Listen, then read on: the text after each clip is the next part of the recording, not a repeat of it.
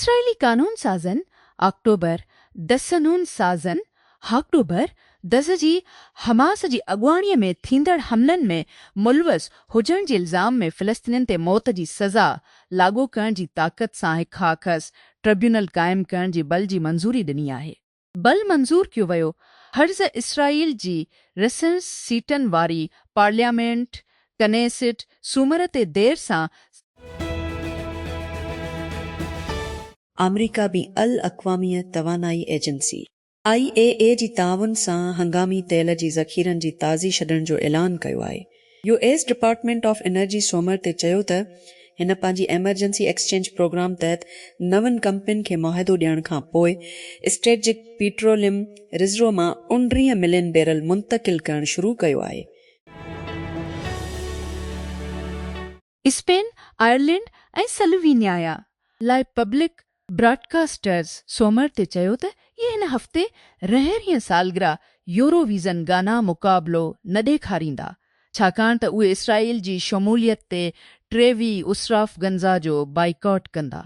टिनी मुल्कनि हॉलैंड ऐं आइसलैंड सां गॾु वियना में हिन साल जी ऐंयूंट मां कढियो जेको अंगारो ते शुरू थिए थो ऐं छंछर जी अज़ीम फाइनल में ख़तमु थिए थो। बस सवान खे खाई रहिया आहिनि जॾहिं त सभिनी खे नज़रअंदाज़ रहिया आहिनि जॾहिं त सभिनी खे नज़रअंदाज़ कयो वञे। साइंसदान हाणे पेचीदा कीमियाई कॉकटेल खे समुझण में पेशरफ़्त करे रहिया आहिनि जेकी ख़ासि माण्हुनि खे उन्हनि बीमारियुनि खे फहिलाइण वारी खूनरेज़ीअ खे वधीक लालच ॾेई थो। इहा ग़लतफ़हमी नाहे, इहा का ग़लतफ़हमी आहे। मुशर कुझु माण्हुनि ॾांहुं ॿियनि खां वधीक मुतवजह थियनि था। फ्रांस जी institute of research for dolmen जी फ्रेडरिक समॉड AFP खे ॿुधायो। इसराइल जी पार्लियामेंट सोमर ते देर सां हिकु कानून मंज़ूर कयो जंहिं में अक्टूबर ॾोशल ते इसराइल ते हमले सां लाॻापियल सभी फ़लस्तीनी वेढ़ाक जी जाच सां फ़ौजी ट्रिब्यूनल क़ाइमु कयो वियो। फ़िलिस्तीनी ग्रुप हमास जे इशराक नख़बा फ़ोर्स जी वेढ़ाकनि जी अॻुवाणीअ में हैरान कंदड़ हमिलो घटि में घटि 300 माण्हू मारिजी विया। वेढ़ाकनि 3 यरमालियुनि खे गज़ा वापसि पिणु वरितो। थिंकिंग मशीन्स लैब अॻोणी open AI CTO Mira Murati पारां गुज़िरियल साल क़ाइमु कयल AI शुरूआती सोमर ते कुझु ऐलान कयो जंहिंखे इंटरकिशन मॉडल सॾियो वेंदो आहे जेको उन जी बुनियाद ते AI वांगुरु आवाज़ आहे जेको तव्हांखे मुदाख़लत करे सघे थो। फ़िलहाल हर AI मॉडल जेको तव्हां इस्तेमालु कयो आहे उहो साॻियो कमु करे थो। तव्हां ॻाल्हायो उहो ॿुधे थो, उहो जवाबु ॾिए थो। तव्हां ॿुधो सोचण वारियूं मशीनूं उन ई खे तब्दील करण जी कोशिश करे रहियूं आहिनि। हिकु मॉडल तामीर कंदे जेको तव्हांजे उन पुट ते अमल करे थो ऐं हिक ई वक़्त में हिकु जवाबु पैदा करे थो। तंहिं करे उहो टेक्स्ट ज़ंजीर खां वधीक फ़ोन कॉल वांगुरु आहे। सदर आसिफ अली ज़रदारी हुकूमत खे हिदायत कई आहे त हू अवाम ते महांग जो असर घटाइण लाइ हर मुमकिन अपा वरिता छो त तेल जे अघनि में वाध ऐं इलाइक़ाई शिकताण पाकिस्तान जे मईशत ते नओं दबाव विधो आहे जंहिंमें डिप्टी वज़ीर आज़म ऐं परॾेही वज़ीर इसहाक डार क़ौमी असेंबली जी स्पीकर अयाज़ सादिक़ घुरो वज़ीर मोहसिन निकवी कानून वारो वज़ीर आज़म नज़ीर तारड़ ऐं ॿिया आला अमलदार बि मौजूदु हुआ।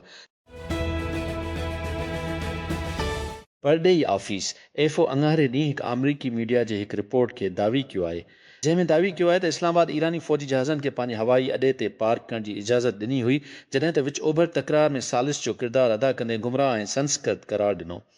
अमरीकी अमलदारनि जो हवालो ॾींदे CBS न्यूज़ ॿुधायो त पाकिस्तान ख़ामोशी सां ईरानी फ़ौजी जहाज़नि खे पंहिंजे हवाई अॾे ते पार्क करण जी इजाज़त ॾिनी। रिपोर्टनि ते इल्ज़ाम लॻायो वियो आहे त अमरीकी सदर ट्रंप पारां अप्रैल जी शुरूआत में ईरान सां जंग बंदी जो ऐलान करण खां पोइ तेरहं केतिरा ई जहाज़ नूर खान एयरबेस ॾांहुं मोकिलिया। एडिटर जो नोट हिन रिपोर्ट में जंसी हमले ऐं तशद जा तफ़सील शामिल आहिनि। हमास जी वेढ़ाकनि ऐं उन्हनि जी इतिहादिन अक्टूबर टसलज जी ॾुखण इसराइल ते दहशत गर्दी जी हमले दौरान ऐं बाद में पंहिंजनि मुतासिरनि सां रेप हमलो ऐं जंसी तशदुद कयो ॾुख ऐं मुसीबत खे वधाइण लाइ हिकु तारीख़ी नई रिपोर्ट ख़तमु कई वई आहे। मां तबाह ख़ासिस माल बरदार जहाज़ इम्कानी तौर ते आबदूज़ लाइ 2 एटमी रिएक्टर खणंदो मुमकिन तौर ते उत्तर कोरिया लाइ केतिरनि ई धमाकनि जो शिकार थियो ऐं अणॼातल हालतुनि में ॿॾी वियो।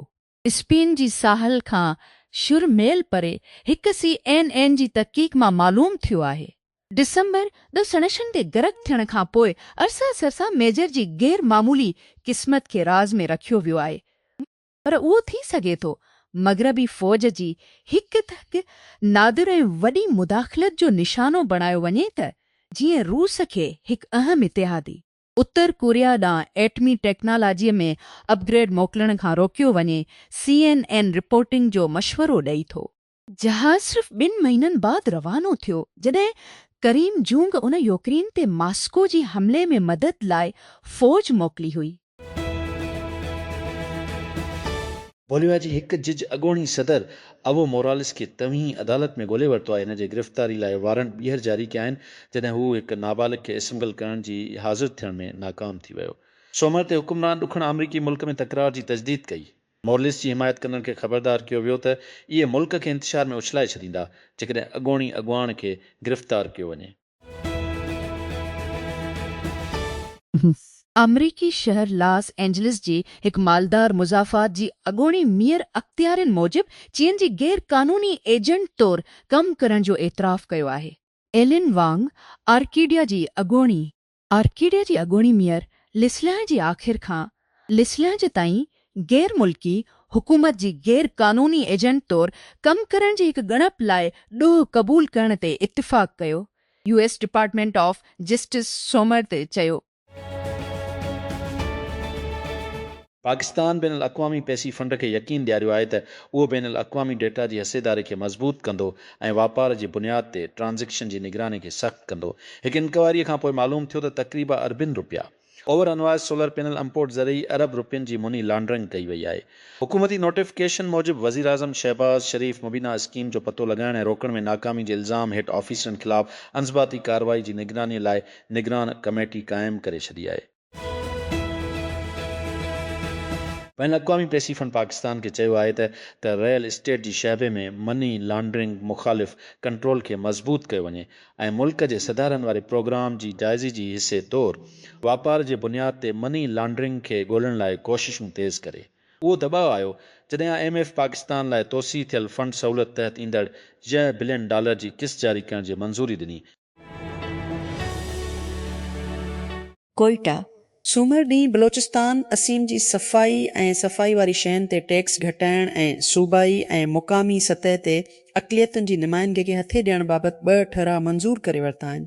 करारदाद जी इहो आफ़े जी औरत मेंबरनि मोहतरमा शाहिदा रऊफ़ ऐं कलसूम गॾियल तौर ते पेश कई। रहमा बलोच ऐं खैर बलोच वफ़ाक़ी हुकूमत खां मुतालबो कयो त औरतुनि जी सिहत सफ़ाई जी शयुनि ते टैक्स घटायो वञे जेकी महांगी उघनि ते मिलनि थियूं।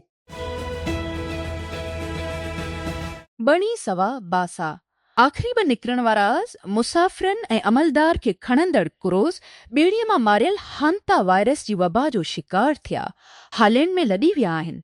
जीअं वापसि वरितल अमरीकी मुसाफ़िर तनफ़ुस जी इंफेक्शन लाइ मस्बत आज़मायो। 2 जहाज़नि MV होंडियस खां स्र इवाक्वीस खणंदा हुआ जिन खे कैनरी बीट में ड्रॉक कयो वियो हो, जिन में 6 मुसाफ़िर ऐं सहशन अमलो मेंबर शामिल हुआ। ड्रिच जी परॾेही मामलनि वारी वज़ारत सूमर ते चयो Donald Trump, Benjamin Netanyahu, Narendra Modi, Nawaz Sharif, Imran Khan, Sheikh Hasina ऐं हते आसिफ ज़रदारी जी सियासत में बि कुझु आम आहे। ॿिया केतिरा ई क़ाबिल आहिनि कुदरती तौर ते, पर हीउ नंढड़ो नमूनो बयानु करे थो त कीअं जमहूरियत अवाम जी ख़र्च ते सियासी अॻुवाणनि जे विच में सिफ़र रक़म जी रांदि में तब्दील थी वई आहे। ॿियनि लफ़्ज़नि में मथे बयानु कयल सभई अमीन या त ताक़त जी शींहं ते सवार आहिनि या उन जी ख़ौफ़नाक नतीजनि खे मुंहुं ॾियण लाइ हिकु सवारी करे रहिया आहिनि। सिफ़र रक़म वारी रांदि जी नज़री में हिकु मुक़ाबली वारी सूरतहाल आहे जिते हिकु शिरकत कंदड़ जो फ़ाइदो ॿिए जी नुक़सान सां बिल्कुलु मुतवाज़िन हूंदो आहे। मतिलबु त मजमूई फ़ाइदनि ऐं नुक़साननि जो मजमू सिफ़र ताईं वसीलनि जी कुल रक़म मुक़ररु कई वई आहे। तंहिं करे हिकु रांदीगर सिर्फ़ु ॿिए जे ख़र्च ते खटी सघे थो, अवाम रुगो कफ़र में ई ॾिसी सघे थो। इब्राहिम लिंकन ऐं इमानुअल कांट बि जमहूरियत खे ख़तमु करण खां ख़ौफ़ज़दा थी पाण खे हिकु फ़ोसिल में तब्दील कंदा। मथनि सभिनी अॻुवाणनि खे जेल में हुजण जी सूरत में जेकॾहिं इहे शेर जी पुठीअ खां ॿाहिरि निकिरंदा, फ़र्ज़ कयो त इहे अॻु में ई न आहिनि या जलावतनी में रहंदा आहिनि। इंतकाम जो ख़ौफ़ ट्रम्प नेतन्याहू खे तमामु घणो सख़्ते सां पकिड़े थो। इहे शायदि अॼु सभ खां वधीक ताक़तवर माण्हू आहिनि। दुनिया खे तबाह करण ऐं आर्मागडुनि खे ख़तरो करण बाबति ट्रम्प खे मुआख़िज़ी खे मुंहुं ॾियणो पवे थो जॾहिं हू उहिदो छॾे थो। हेलम में रहण दौरान पंहिंजी दुश्मननि जी ख़ौफ़ ऐं परेशानी में मुब्तला थी वियो। इंतकाम अॻु में अची सघे थो। नवंबर में अचनि मदी वारियूं चूंडूं डेमोक्रेट्स खे ॿिन्ही ऐवाननि में अक्सरियत ॾे। इस्लामाबाद वीप डेस्क विच ओभर में शिकत ख़त्म थींदे नज़र नथी अची। वज़ीर आज़म शहबाज़ शरीफ़ सोमर ॾींहुं मुल्क गैर खफ़ायत शुआरे मुहिम खे 13 जून ताईं वधाइण जो हुकुम ॾेई छॾियो। उन दौरान टई आइनी तरमीम जी इम्कानी अफ़वाहनि सां गॾु वज़ीर आज़म ऐं संदसि टीम सोमर ते सदर आसिफ अली ज़रदारी ऐं संदसि साथियुनि सां पिणु मुलाक़ात कई, जॾहिं त पार्लियामेंट जी ॿिन्ही ऐवाननि जो इजलास जारी हो। इस्लामाबाद वीप डेस्क अॻूणी वज़ीर आज़म इमरान ख़ान जी भेण doctor Uzma Khan Islamabad high court जी फ़ैसिले खे सुप्रीम कोर्ट में चैलेंज करे छॾियो। इस्लामाबाद हाई कोर्ट खेसि शफ़ा इंटरनेशनल इस्पताल मुंतक़िल करण खां इनकार, संदसि ज़ाती मॉलिज घुरभातियुनि ऐं वकीलनि ताईं रसाईअ जी इजाज़त ॾियण ऐं ख़ानदान खे तबी तफ़सील फ़राहम करण जो हुकुम ॾेई छॾियो। सीनियर वकील अज़ीर किरामत भंडारीअ जी ज़रिए दाख़िल करायल दरख़्वास्त में वाज़िश कयो वियो त दरख़्वास्त गुज़ार आज ई हाई कोर्ट जी अॻभराई में धर न हो, पर उन फ़ैसिले ते सख़्तु कावड़ियल हो। उन हवाले सां सुप्रीम कोर्ट जी फ़ैसिले जो हवालो हेशियम साया जो केस, जंहिं हिकु शख़्स खे इजाज़त ॾिनी त हिकु हुकुम या हुकुम खां मुतासिर थियल शख़्स खे SC जी अॻियां चैलेंज करण लाइ।